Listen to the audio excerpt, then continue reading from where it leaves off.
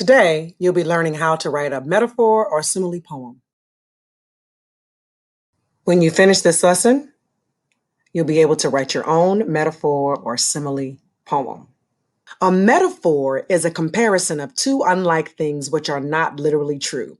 It suggests what something is like by comparing it with something else with similar characteristics. For example, my brother is a pig is a metaphor. This statement isn't literally true. A child cannot be a pig, but the brother can share a pig's characteristics, like eating lots or liking to play in the mud. Now, let's read Dreams by Langston Hughes. Hold fast to dreams.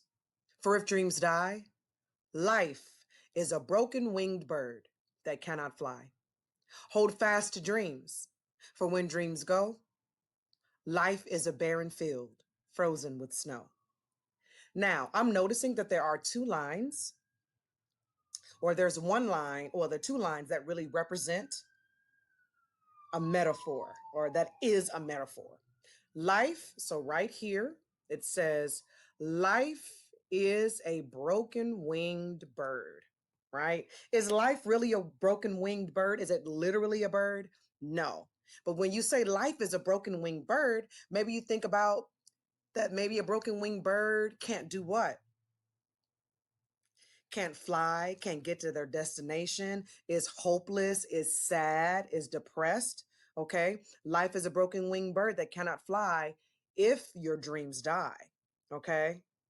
Hold fast to dreams, for when dreams go, life is a barren field. That means nothing can grow in a barren field, frozen with snow. Unless you have the strongest seeds ever in the world, like kale or collard greens, you can't grow in the snow. You have to have light and warmth and water for something to grow. So Langston Hughes is basically saying, hold fast to your dreams, or you're going to be like a bird that can't fly. Hold fast to your dreams, or you're going to be like a barren field with frozen with snow.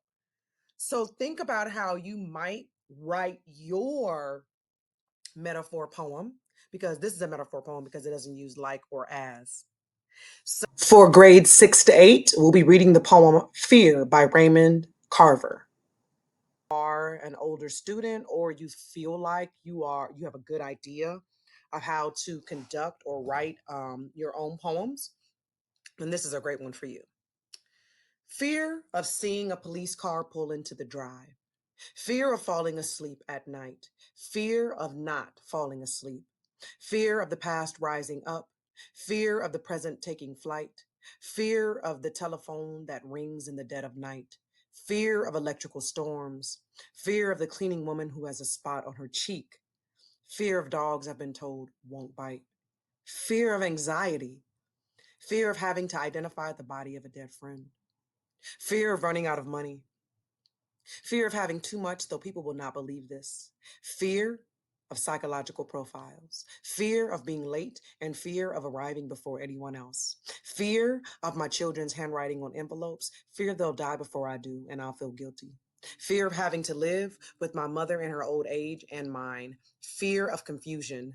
Fear this day will end on an unhappy note. Fear of waking up to find you gone. Fear of not loving and fear of not loving enough. Fear that I will prove lethal to those I love. Fear of death.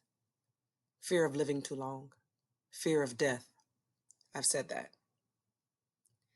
Now, when Raymond Carver says fear of, you can basically say fear is, or fear is like. So instead of fear of that you see here, fear of my children's handwriting on envelopes, you could say fear, right? This is weird to write with, but fear is like.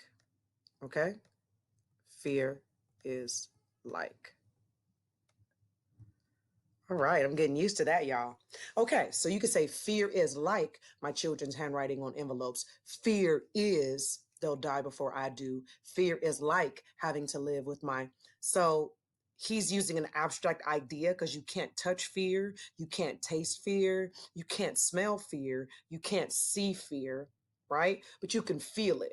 So this is an abstract noun that he's making into concrete examples in his life, right? So I might not be able to smell or hear fear, but I know what I feel like when these things happen.